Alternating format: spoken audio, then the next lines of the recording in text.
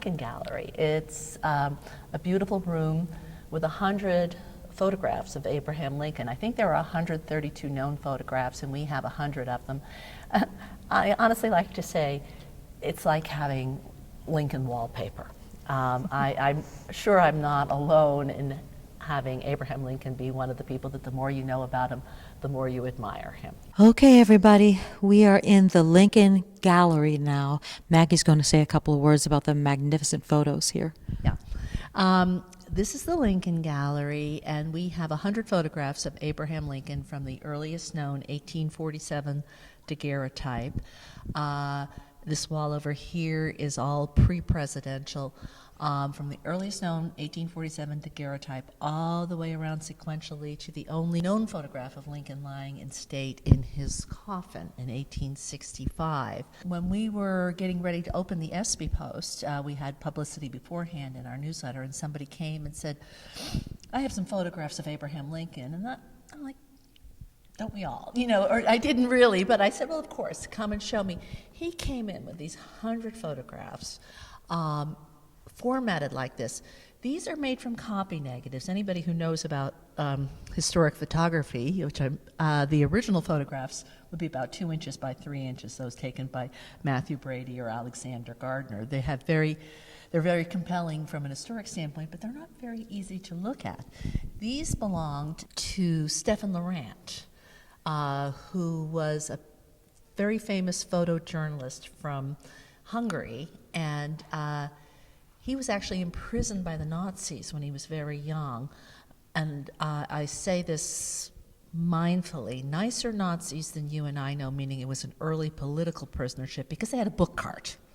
The Nazis I know about did not have book carts, and he got a book about Lincoln and became a lifelong follower of Lincoln and went around collecting these and had them formatted.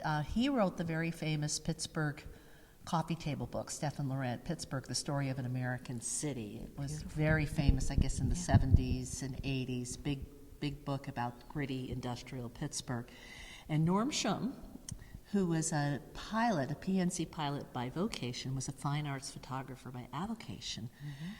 He worked with Stefan Laurent on second and third editions of this book, and he formatted all these. It reprinted these in this format, which makes them so accessible. And apparently the price that Stefan Laurent offered him was insulting, and he was going to tell him to take a hike. And then he said, you know, if I can make one set for myself, I will do it. So this is that set. And as I say, it looks like Lincoln wallpaper. Yeah. Now you also have some. Oh, there's an amazing photograph over there. Most of them are studio shots, but there's some candid shots, and there was one that is taken at Lincoln's second inaugural address. Some people say that was his greatest speech, which was delivered on March 4th, 1865.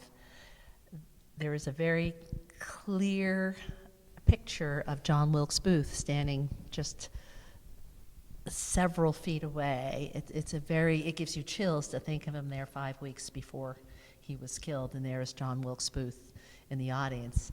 I always like to stop and think, how did people know? And then when you see the huge crowds that were gathered to hear Lincoln, but there was no amplification.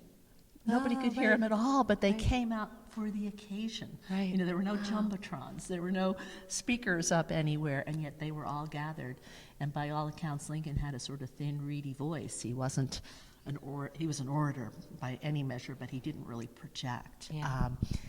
Each one of these pictures has an incredible story.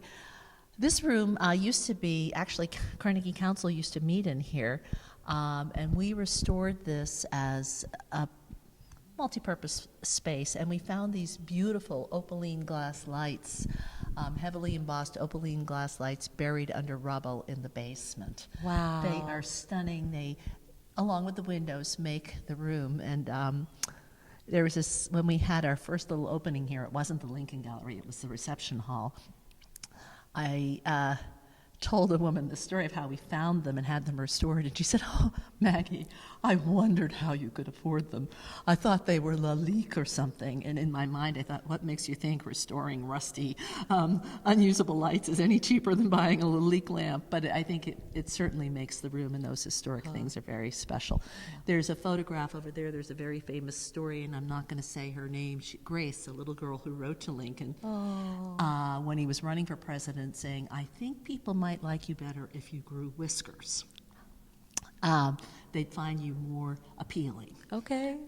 An 11-year-old girl, and then you see that first picture on the post-1860 wall where he is indeed growing his beard, because on this wall there's no beard. It's not the Lincoln That's that right. we know. These are amazing, and there's how many of them total again? There's 100, and it is there are 132 known photographs, so it is a very complete collection to have 100 of the 132 known photographs here. Yeah. So. Beautiful. Thank you. Let's walk.